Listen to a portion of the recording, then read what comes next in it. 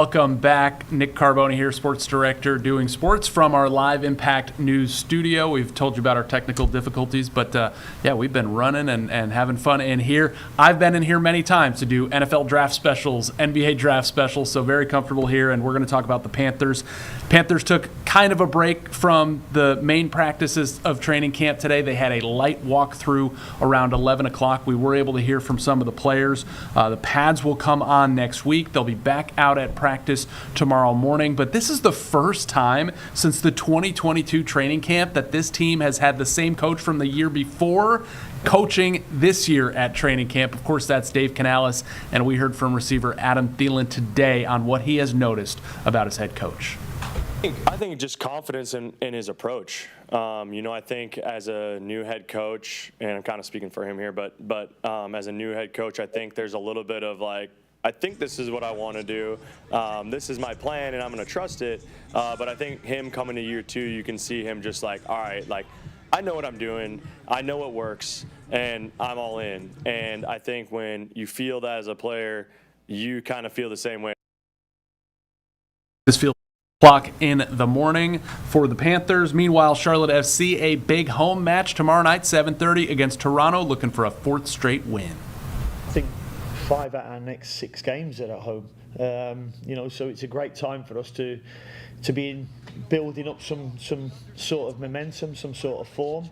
As I say, the last game is against Toronto, and then going into the League's Cup, 3 games at home. So we're really looking forward to it. And so are Charlotte FC supporters. Going to be a big night at the bank yet again. And 4 straight, that would be amazing for this club. Another huge opportunity. Toronto sit below them in the Eastern Conference. Yeah, that's great. A lot of action, obviously, still ahead. Nick, thanks. And we enjoyed the interview with Tim Elman, by the way. Yeah, coach from the 49ers. That's up on WCNC+. All right, don't forget 6:30 the Impact stream as well. That's right. Brad's going to be sitting in this chair, so if you aren't streaming us on WCNC+, add us wherever you like to stream and join Brad in just moments. Thanks for bearing with us, folks. We'll see you at 11.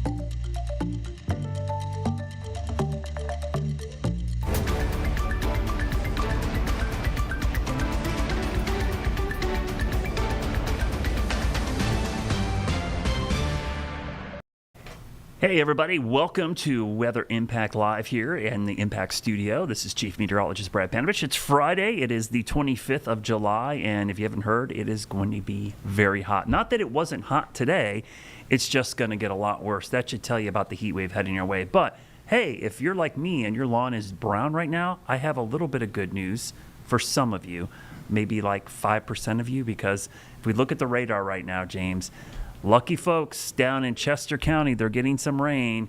But this is sharing is caring. Yeah, this is. But this is actually a good example of like the type of showers we will see the next several days, if there's going to be any at all. Let's just look at the radar. There's no lightning because these aren't very tall. Chester County, a few showers. And as soon as these things form, they kind of fall apart. So in many cases, this is just enough to make the humidity worse. And the sun comes right back out, and it's steamy out there. So, yeah, you're looking at just a few showers from time to time moving through the area. I would not anticipate this becoming a common theme this evening. But heat alerts, we're starting to see these pop up all over, guys. No matter where you are in the Carolinas, Tim's going to be joining us later. Heat advisories, extreme heat warnings, which we haven't had an extreme heat warning in our area in a long. He's on the same graphic as you right now, by the way. Which is crazy. Tale of two different cities, but it's the same book. Just to show you what those mean, extreme heat warnings mean a heat index of 110 or higher. I'm telling you, 110 is where we have serious issues. That is deadly when you get to that point to spend any extended period of time outside. Heat advisory is bad enough, but we've got widespread heat advisories and heat warnings, and all of them across our area. So please be careful. Now, I mentioned it's pretty hot today. I mean, it was 97 today in Charlotte. The record high is 101, so we weren't too far from that.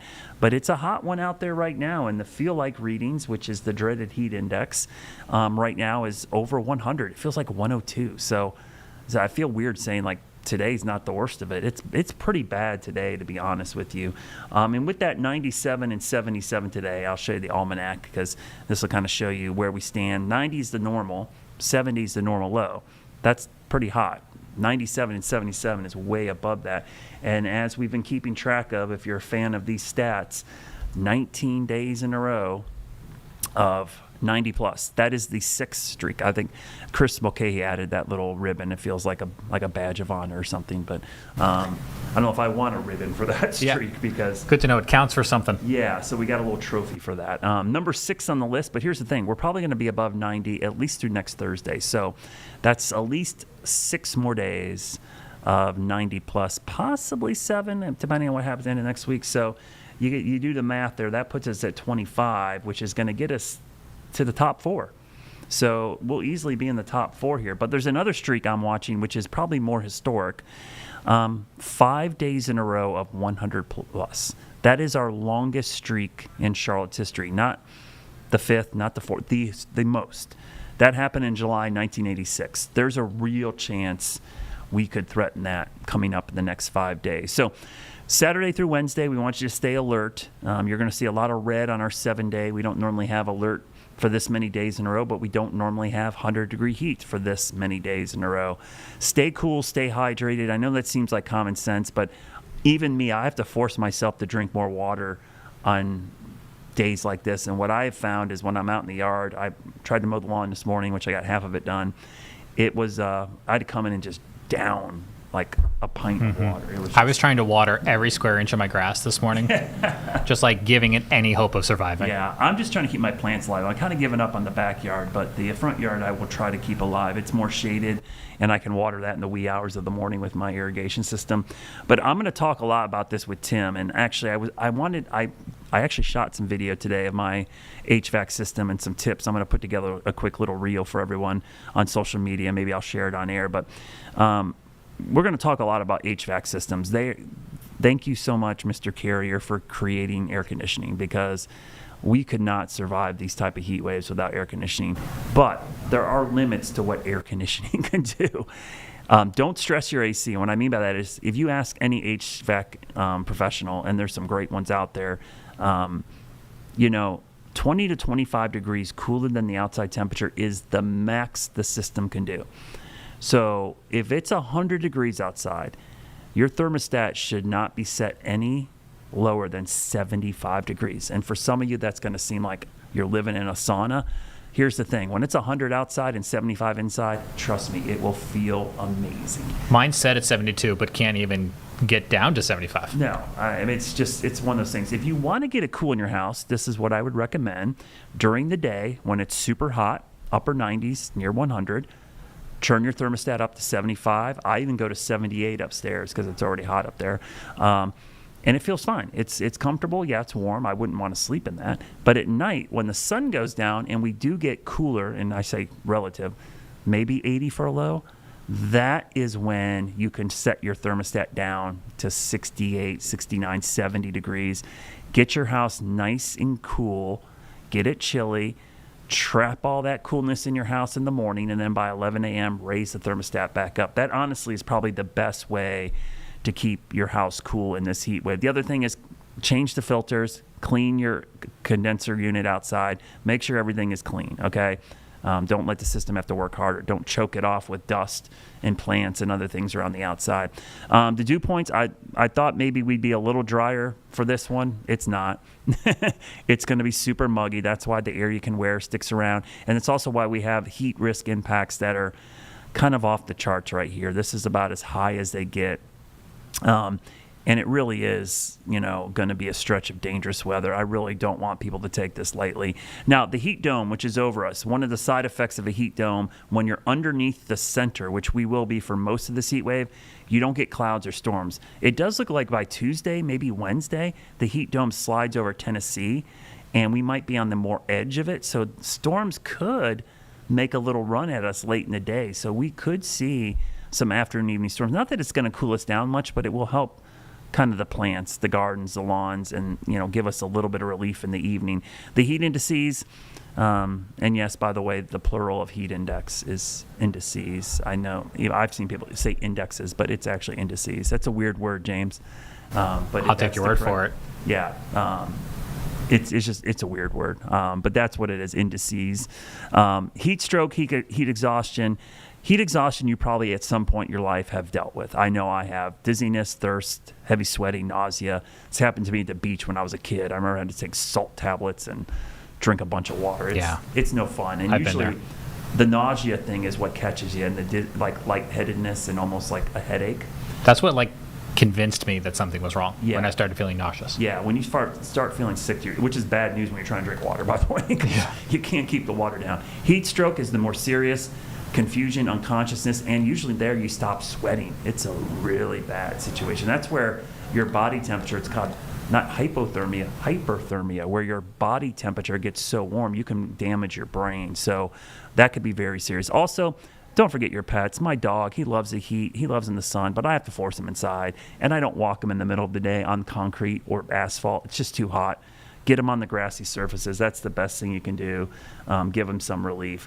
Now, there is relief coming, slight relief. I mean, normal temperatures would be a relief, but next weekend we could be near normal, maybe below normal, which would be amazing. So when we look at the 7-day forecast, I'll show you the 7-day first because it has the worst part of the forecast here. 5 days of 100-degree temperatures. Yeah, one of those days we could be 101, 102. Nighttime lows near 80, but next weekend, as I show you the 10-day forecast, look at that, folks. We could be in the 80s by next weekend, low to mid 80s with rain in the forecast. So as bad as this heat wave is, as long as it's going to last, there is a light at the end of the tunnel. So just hold on, stay safe. I'll be talking with Tim coming up here in a few seconds.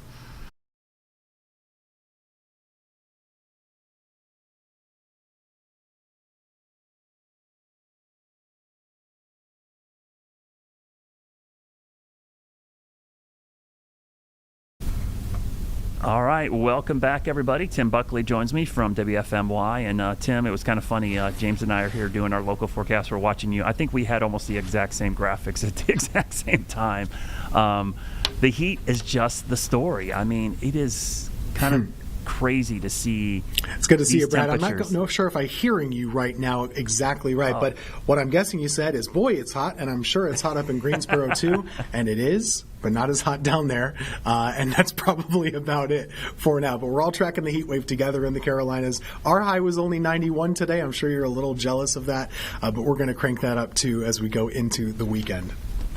All right, hopefully you can hear me. Yeah, it's like that the bad news was we were 97 today, Tim. So if you can hear that, that was our bad news today. 97 degrees here, and we're not even remotely close to the hottest part of the weather that we're going to see coming up going into next week. But before we get into more heat talk, we got an interesting launch that's going to be taking place from NASA, and it's something that I am passionate about. I love space. I love astronomy. I'm going to talk a little bit more about in the show because we have a launch early tomorrow morning off the East Coast that could be visible, that we might be able to see. I'll talk about that. But it's NISAR. This is a weather-related satellite that's going into orbit, and the cool thing about this satellite is it's going to have radar on it. Normally, our producers sometimes confuse satellite and radar all the time. They'll tell me to show the radar of the... Not this producer. No, not you. Well, I won't throw James under the bus on this, but I've had other producers who want to see the radar image of the hurricane in the middle of the Gulf, and I'm like, there's no radar out there. There's a satellite image, but this is actually a satellite that will have radar on it. And it'll have S-band radar, I believe, and L-band radar, which are frequencies of the radar. But we did a little interview about this and talking about the future of this satellite and what it means for studying our Earth's atmosphere and the ground, by the way. And here's a quick look at that video showing this launch, which should be a game changer for a lot of our science. NISAR stands for NASA Israel Synthetic Aperture Radar. It's one of the most advanced Earth-observing satellite ever built. It's a partnership between NASA and the Indian Space Research Organization. It will observe the Earth twice every 12 days, every land and ice cover sheet to understand how they're changing over time and over space because of natural processes or human activities. I gotcha. So that partnership between India and NASA, why is that so important? It is very important. We have a 50-50 partnership. India contributed some hardware. NASA contributed specifically the L-band radar instrument and the reflector. And it is important when you have such a complex system to have a partnership. It makes it more viable to build a mission, complex mission like NISAR. There has been, of course, the challenge of the time zone and transporting hardware across the ocean. But as you can see, we're about to launch on July 30th. So we're very excited about that. Yeah.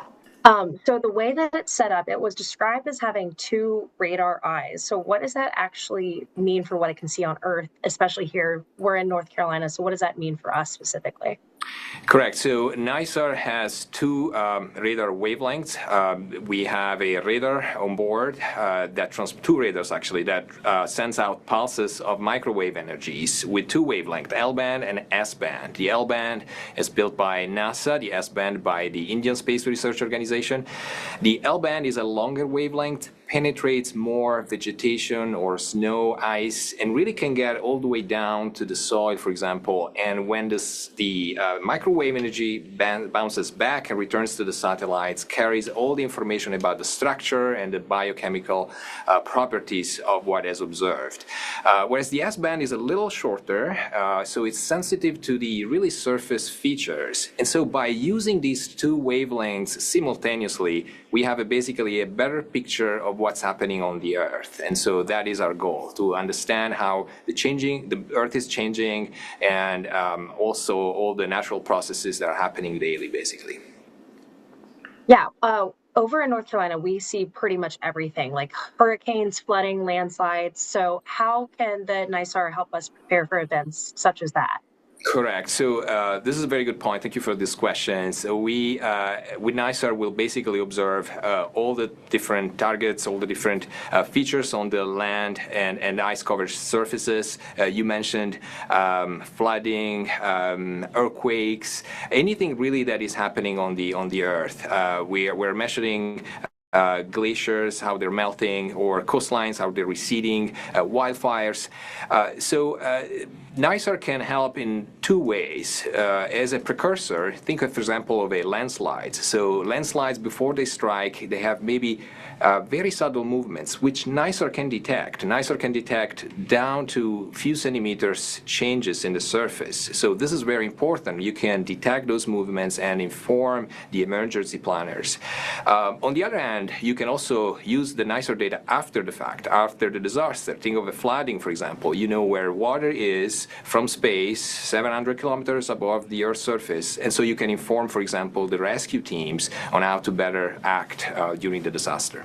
Gotcha. So what does that mean in practical terms for us? Like we send a lot of emergency responses to various places, such as our partners over in Greensboro. We have a station over there that we work with a lot. They recently saw a lot of flooding. So how can that specifically help us, like, let people know over there what's going to happen, what's going on? That's right. So we have a system in place for NISAR. It's called urgent response. We give priority to certain areas when we have an alert. And so that means that as soon as data are acquired by NISAR, will be processed quickly with high priority. Within a few hours, the response teams will be able to see essentially a map of what's happening over the area of interest. And so that map can be used essentially to draw the routes for evacuation, or even understand where it's more safe to put people. And so this is all things that are happening by looking at the Earth from above. And it is happening very quickly once NISAR will be in orbit. We have built a new infrastructure to respond to these emergencies. And so in order to have the data available as quickly as possible, like I said, within a few hours. What's the story behind the design of the satellite itself? Right, so NISAR has been about 10 years in the making. It started with a 2007 decadal survey recommendation, and after that have been several phases. ISRO was found to be a partner later, and by interacting with them, we found that we had common goals in terms of what we wanted to build. And we were able actually to marry two separate systems, the L-band radar and the S-band radar that I mentioned earlier. These two, by the way, share a huge reflector. If you look at the NISAR spacecraft model, there is this dish that really stands out. That's common between the L-band and S-band. So these things have been worked out over time to make sure that both radar instruments could function on the same spacecraft. There has been a development over time by transporting hardware from NASA, so from the US to India, testing it in India first, now here in the US, of course, and then in India. And that actually went on and on until these days we have assembled all the spacecraft and all the pieces. We have tested it successfully, and we're about to launch in just about a week. We're really excited for that over here in Charlotte, especially. What are some of the biggest Earth science questions scientists can hope that NISAR can help us answer, especially when it comes to things like climate change or our shifting coastlines over here in the Carolinas? That's right. So NISAR is sort of a catch-all satellite in a way in terms of science disciplines. It really can address a broad set of science questions from solid Earth, how the Earth is changing, to cryosphere, how glaciers are melting and shifting, and even, of course, ecosystems, how forests are changing and are affected by natural activities. So one of the main abilities of NISAR will be the detection of very subtle movement of the Earth, the crust deformation. And so we will be able to essentially measure down to a centimeter how volcanoes, for example, are swelling, or how, in general, earthquakes are affecting our topography. So it's really a sort of like looking a 3D map of the Earth over time, and how that is basically changing. Is there anything else that you want to let us know or our viewers to know? Absolutely. So I encourage everyone to check out the nasa.gov/NISAR website or nisar.jpl.nasa.gov websites, and stay tuned for more updates after launch. I'm sure there will be a lot of data, exciting data to see.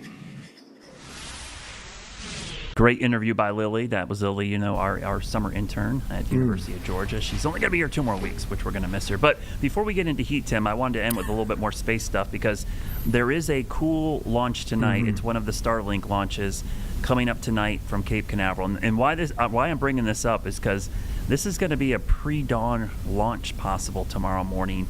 The launch window opens at 4:34 a.m. Now, that's about 2 hours before sunrise, which is at 6:32 a.m. But if it gets pushed back a little bit into that window, we might see a nice illuminated vapor trail tomorrow off the East Coast, and that does include most of the Carolinas. And the reason I bring this up is because we'll go to our flight IO here. This is my favorite website, by the way. Flightclub.io. This shows you trajectories of launches. But you can see that launch is up the East Coast, and with sunrise coming over the horizon, there's a chance this could be really visible tomorrow morning. So for all you space enthusiasts or people who are early risers on a Saturday morning, this might be something worth to check out off the East Coast, and it could be viewable both here in the Charlotte area and in the Triad. Obviously, the farther east you go, the better your view is going to be of that, Tim. So, Tim, some pretty cool science stuff going on there with NASA and the launch, and some other cool space stuff going on. Yeah, it's really interesting. It's good to see new things coming, new exciting types of data, new types of ways to detect it.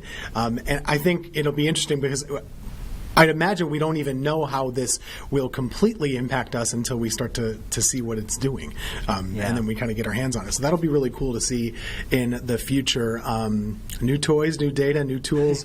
Important to keep that going in the future. Yes. And just keep innovating. So excited. That was really informative for me, actually, to listen to them talk about what's coming. Yeah, I was actually surprised they're putting an S-band radar. For folks that don't know, the S-band is actually what the Next-Rad Doppler radars have on them as well. So it's kind of cool. We're actually putting a Doppler radar essentially on a satellite, at least a form of it, which is going to be kind of cool. So I know, Tim, the heat's been a big story, and I know we were chatting about this, and we talked about this before. But heat is one of the number one killers in the United States from weather phenomena. And I don't think people take it very seriously because heat's one of those things. I get it all the time. It's summer. This happens. It's not a big deal. But unfortunately, I kind of joke, I will stop talking about heat when people stop dying from it because it has just become this number one killer. Talk a little bit about how you approach talking about heat from a safety standpoint, because it is kind of difficult. It's supposed to be hot in the summer, Tim, but sometimes the heat isn't normal heat like this week. Yeah, it's always met with almost a standoffish attitude of, whoa, you're trying to push this on me. You're trying to tell me that I can't handle it. I'm like, I get it. We're all tough. We can all handle summer heat. And we're all used to summer heat. But there are times when you should respect it a little bit more. And sometimes we don't know how much work our bodies are really doing to keep ourselves regulated and keep ourselves cool until it gets too late. So you can just talk to the hospitals or you can look at the numbers here, but they bear that out when it comes to heat compared to all other weather hazards. And this is hard to understand until you just look at the data. But across the country, the 10-year average here is 177 deaths throughout the year. Flooding is number 2. This is a very relevant graphic for the Carolinas, by the way, because the top 3 weather-related killers are ones that get us, particularly the rip currents and the flooding. We've seen so much of that in recent years. But heat's there too, and that's what we're talking about now. And I think the best approach is to kind of meet people and say, we understand you know how to deal with the heat, but let's make sure we're dealing with it. And we're not just acting normally when we have an abnormal heat wave, because this is going to be an abnormally long, abnormally hot stretch of weather. Yeah, I think that's a great point, Tim, that you can deal with it if you change the way you go about things, but also the fact that this is not normal. This is not a typical summer heat wave. And there's kind of it's not new to a lot of people, maybe new to some people out there, a parameter that has actually been used by the military, high school sports, the NCAA, marathons. It's a term and a measurement called the wet globe bulb temperature, okay? And what the wet bulb globe temperature is, the WBGT, it's kind of like the heat index, but it's better because it takes into account sunlight, it takes into account the wind, cloud cover, and sun angle. Things that we don't normally take into account with heat index or the feel-like reading, right? And the wet bulb globe temperature has actually been something that the military's used for quite a while when it comes to training, and they have a level it gets to called black flag. And if you went through basic training in the Carolinas, you're probably familiar with the black flag. When that thing goes up, they would stop training in it, or they would adjust their schedules.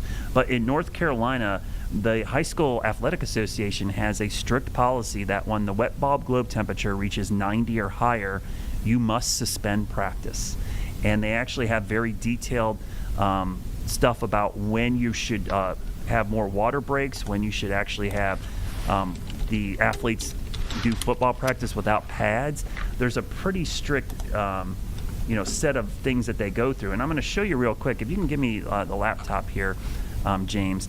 This is the forecast for the Charlotte area, the wet bulb globe temperature. Notice every day for the next 5 days it goes into that black flag category. That's the danger category. And what that means, this little chart shows you what the High School Athletic Association here in North Carolina goes by. And just to give an example, when we're at a red flag, it means all athletes must be under constant supervision and observation, remove pads and equipment, schedule frequent mandatory water and rest breaks every 15 minutes and have a 5-minute break in there. And you can see when it's above 90, you suspend practice. So, Tim, this is actually a pretty good metric. I would love to simplify this somehow and use it more often on the air, because I've done events like marathons, and I think last year we actually saw the Minnesota or Minneapolis marathon get postponed because they had a rain delay and it pushed the start to the mid-morning, and the wet bulb globe temperature was too high by that point for them to run the race, and they actually postponed it. So what are your thoughts on the wet bulb globe temperature, and maybe we should be using it more? I'd like to use it more too. I think it's a good education tool and a good one that athletes need to consider. We have a big event in the Triad area on Sunday. It's something some people might not know about, but it's the DCI marching band competition. It's by the Carolina Crown Group that's going to be at Wake Forest. They typically get about 10, 20,000 people out there for that, and it's in the thick of the heat. It's for about 5 hours, 5 o'clock to 10. They're going to be dealing with the wet bulb globe temperature as well, and they have parameters, and all the marching athletes on the field, they're used to it, but they're going to adjust as needed out there on Sunday. Yeah, I know we also had 24 hours of booty this weekend, which is a cycling event. I know they're going to take that into account as well. So, yeah, we ran out of time today. We'll be back on Monday. Please stay cool out there, everybody. Stay safe. We'll be talking heat a lot next week as well. We'll see you back here on Monday.